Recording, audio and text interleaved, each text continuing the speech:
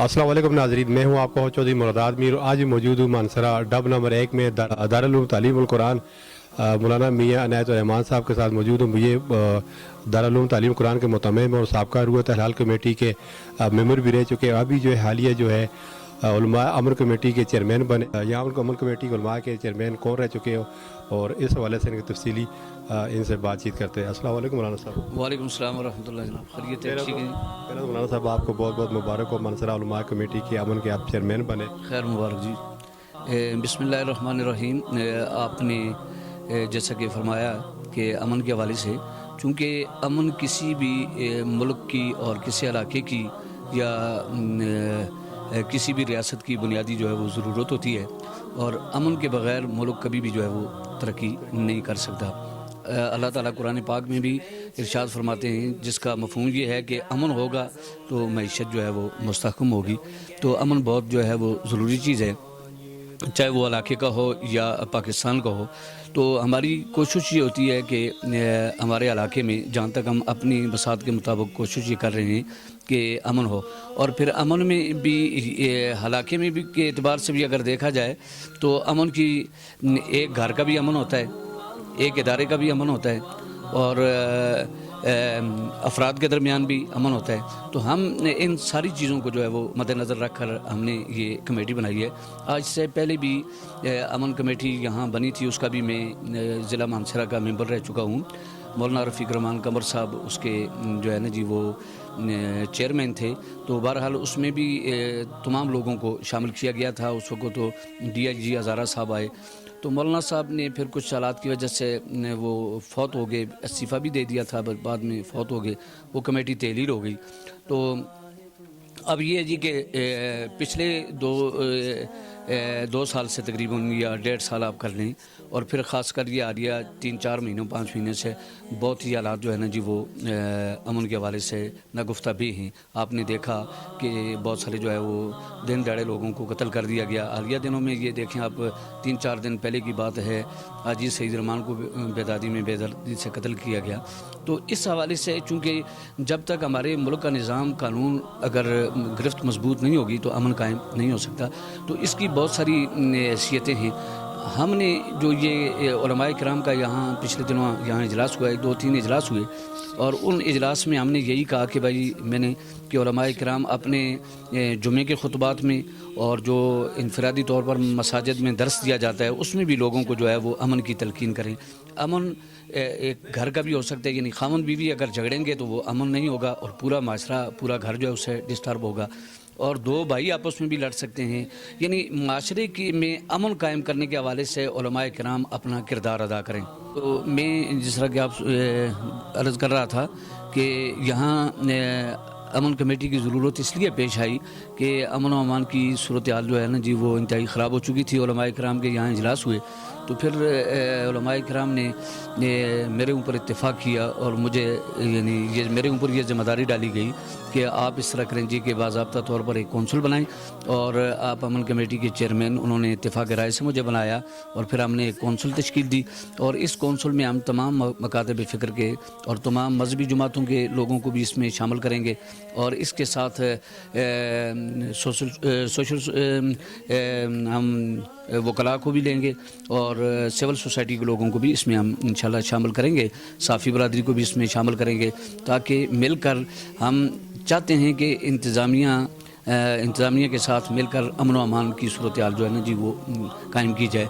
हमारी कोशिश ये होगी कि हम एक मीटिंग करना चाहते हैं DPO साहब के साथ भी, कि DPO साहब चूँकि थानों में जो FIR का निज़ाम है वो ठीक नहीं है। मैं ये समझता हूँ कि अगर थाने में बुनियादी तौर पर FIR मजबूत हो तो मुजरम जो है वो कभी भी नहीं बच सकता। जब मुजरम को ये जुर्म करने वाले, अमन को बिगाड़ने वाले बंदे को जब ये इल्म हो कि मैं कानून की गिरफ्त से नहीं बच सकूँगा, तो वो कभी भी जुर्म नहीं करेगा। जब जुर्म नहीं करेगा तो अमन कायम होगा। और इस तरह मुख्तलिफ़ लोगों के, ख़ासकर हमारे इलाके में ज़मीनों के तनाज़ात हैं, रस्ते के झगड़े होते हैं। तो अल्हम्दुलिल्लाह मैंने पिछले 30 साल से पहले भी मैं अमन कमेटी का मेंबर भी 6-7 साल रह चुका हूँ, और मैंने बेशुमार लोगों के फ़ैसले किए हैं, इनफरादी तौर पर भी और इज्तिमाई तौर पर भी अल्हम्दुलिल्लाह। और जब भी यहाँ कोई ऐसा मामला आया है امن و امان کے حوالے سے اجتماعی طور پر مختلف مسالک کے لوگوں کے درمیان، تو اس میں بھی انشاءاللہ میرا بنیادی کردار رہا ہے. ہم سب نے علماء کرام کے ساتھ مل کر ہم نے اس ضلع کے امن کے لیے کام کیا ہے، اور انشاءاللہ آئندہ بھی جو ہے وہ کرتے رہیں گے. اور ہماری کوشش یہ ہوگی کہ ہمارے علاقے میں، ہمارے ڈسٹرکٹ میں جو ہے وہ امن قائم ہو، تاکہ لوگ آرام اور سکون کے ساتھ زندگی بسر کر سکیں. اچھا میاں صاحب، آپ جو ہے مارسلہ جو ہے علماء کرام کے امن کمیٹی کے آپ چیئرمین رہے، منتخب ہوا بھی ہوئے چیئرمین. اس سے پہلے آپ روت حلال کمیٹی کے ممبر بھی رہ چکے ہیں. وہاں پہ آپ کی کیا خدمات رہی ہیں اور کس حوالے سے آپ رہی، تھوڑا سا بتائیے. جی، میں جب میرے اوپر مرکزی روت حلال کمیٹی کا جب مجھے ممبر بنایا گیا، میں 6 سال تک کمیٹی کا ممبر رہا ہوں. الحمدللہ میرے ممبر بننے کے بعد کے پی کے سے ہم 2 آدمی تھے. یہاں ہزارہ ڈویژن سے میں تھا اور پشاور سے ڈاکٹر عبدالغفور صاحب تھے. تو میں نے شروع میں یہ کوشش کی جی کہ میں یہ جنوبی اضلاع کے علماء کرام سے بھی ملا، میں پشاور کے علماء کرام سے بھی ملا، میں شہاب الدین پپلزئی صاحب سے بھی میں ملا، اور ان کو بھی میں نے بریف کیا، اور انہوں نے کافی حد تک میری بات کو جو ہے نا جی وہ تسلیم کیا. میں نے کہا جی کہ یہ ایک اختلاف تقسیم سے چلا آ رہا ہے، یعنی جس وقت ریفرنڈم ہوا تھا تقسیم پاکستان کی تقسیم کے وقت، تو یہ جو صوبہ سرحد اس وقت کا تھا، اس میں جو ریفرنڈم ہوا تو اس میں بھی یہ ہزارہ کی اور دوسرے پشاور سائڈ کا تھوڑا سا وہ مختلف تھا رزلٹ ہو. تو کچھ ایسی وجوہات تھی، کچھ سیاسی وجوہات، کچھ معاملات اس طرح کے بنے کہ جس کو ایشو بنایا گیا تھا. تو پھر الحمدللہ ہمارے دور میں جو ہے جی سردار صاحب کی قیادت میں 3 مرتبہ ہم نے 1 مرتبہ 2 مرتبہ روزے اور 1 مرتبہ عید جو ہے اتفاق رائے سے جو ہے وہ کروائی تھی. اور الحمدللہ جو ہمارے مرکزی ریاست الحال کمیٹی کے ممبر چیئرمین صاحب تھے، انہوں نے بھی مجھے اس بات پر جو ہے نا جی وہ داد تحسین پیش کیا تھا. اور میں نے صوبہ سرحد کے بھی کہے اور باقی 3 صوبوں کے علماء کے درمیان جو ہے وہ بڑے پل کا کردار ادا کیا. ہماری میٹنگیں ہوئی اور ہم کافی حد تک اس میں جو ہے وہ کامیاب ہو گئے تھے. اور اب بھی ہماری جو ہے انشاءاللہ کوشش یہ ہوگی کہ تاکہ یہ مسئلہ جو ہے وہ افہام و تفہیم سے ہو، کیونکہ مذہبی معاملہ ہے. اور اب ایک بنیادی چیز یہ ہے کہ پشاور کے علماء کے درمیان یہ بات چلی آ رہی ہے کہ اب وہ تھوڑا سا اس بات میں کہ بھائی اگر پہلے ہم نے یہ کام یعنی اگر اتفاق نہیں ہو سکا تو اب اس اتفاق کی کیا صورت ہونی چاہیے، اور سابقہ جو حالات گزر گئے ان کو کس تناظر میں دیکھا جائے تاکہ کوئی بہتری اس میں لائی جائے. علماء کرام کے امن کمیٹی کے چیئرمین بننے کے ناطے سے منسلک کے اندر تو تمام منسلک کی دوسری جماعتوں کے بھی یہاں علماء کرام پائے جاتے ہیں، تو کیا وہ بھی آپ کے ساتھ ممبرشپ کے آپ کو دائرہ کار میں آئیں گے اور مل جل کر چلیں گے منسلک کے اندر؟ انشاءاللہ جی، ہم نے چونکہ پہلے بھی یہ کوشش کی ہے اور آئندہ بھی انشاءاللہ یہی کوشش ہوگی ہماری کہ میں مختلف حضرات سے میں ملا بھی ہوں، اور آئندہ بھی ہم مل کر انشاءاللہ جو ہے نا جی اتفاق رائے کے ساتھ جو ہے اور سب لوگ مل جل کر انشاءاللہ مانسہرہ کے امن کے لیے کوشش کریں گے. اور مجھے امید ہے کہ تمام حضرات نے اس کو بڑا سراہا ہے، اور انشاءاللہ وہ بھی یہ چاہ رہے ہیں کہ بھائی ہمارے ضلع میں امن قائم ہو. اور اس امن و امان کے حوالے سے تمام جماعتوں نے اور تمام حضرات نے جو ہے نا جی وہ اپنی خدمات پیش کرنے کا ہمیں جو ہے نا جی وہ یہ اندیا دیا ہے کہ جب بھی جس وقت بھی ضرورت ہو تو انشاءاللہ ہم حاضر ہیں. اور اس میں تمام لوگوں کی انشاءاللہ نمائندگی ہوگی، پہلے بھی نمائندگی موجود ہے. ہم تمام جماعتوں کی جو ہے نا جی وہ اس میں تمام مسالک کے لوگوں کو اس میں شامل کریں گے انشاءاللہ. مولانا صاحب، مجھے امید ہے کہ منسلک کے اندر خوشائن بات ہے کہ پہلی جو ہے نا خوشائن بات ہوگی کہ آپ چیئرمین بنے اور اپنی خدمات سر انجام دیں گے. منسلک کی تمام قومیں ایک گلدستے کی مانند ہے اور مل جل کر چلیں گی. تو اس حوالے سے آپ اپنا اور پورے علماء کرام کے ساتھ مل کر منسلک کی امن کو انشاءاللہ برقرار رکھیں تاکہ کوئی بھی کسی قسم کی دہشت گردی سے جو ہے وہ دہشت گردی کا واقعہ منسلک میں نہ ہو. تو اس حوالے سے آپ جو پورے علماء کرام کے منسلک کے ساتھ آپ مل کر چلیں گے تو تمام علماء کرام کے ساتھ آپ مشاورت کریں گے اور سیاست کے حوالے سے بھی آپ کیا کوئی تھوڑا رول ادا کریں گے آپ؟ جی، اصل میں بات یہ ہے کہ میں نے جیسے کہ پہلے آپ سے عرض کیا کہ امن جو ہے وہ ایک گھر کا ایک خاندان کا بھی ہو سکتا ہے, گھر کا بھی ہو سکتا ہے اور علاقے کا بھی ہو سکتا ہے.